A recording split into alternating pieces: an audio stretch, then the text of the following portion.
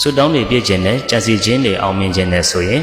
ဒီအရေးချင်း၅ချက်ကိုမှရှိဖို့လိုတယ်နံပါတ်1ဘုရားတရားတန်ခါယရဏသုံးပါးနဲ့တကွကံကံရင်ကြိုတရားကိုယုံကြည်မှုတရားတရားရှိရမယ်နံပါတ်2ကကိုကျင်တရားကောင်းခြင်းတည်ဟူသောသီလရှိသူဖြစ်ရမယ်နံပါတ်3ကဓမ္မနဲ့ပတ်သက်တဲ့အကြမ်းမြင်ဘုဒ္ဓတွေများစွာရှိဖို့လိုတယ်နံပါတ်4ကမျှဝေလိုတဲ့စိတ်သူတစ်ပါးတွေကိုပေးခြင်းကမ်းခြင်းနဲ့စွန့်ကြဲပေးကမ်းမှုတွေရှိရမယ်နံပါတ်5က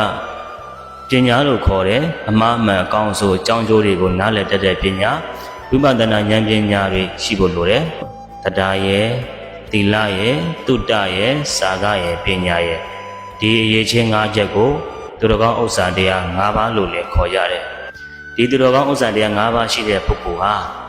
စိတ်ကတောင်းတလိုက်ုံနဲ့စိတ်ကကြံစီလိုက်ုံနဲ့မကြခင်မှာတနည်းမဟုတ်တနည်းနဲ့ကိုလိုချင်တာတွေရလာပါလိမ့်မယ်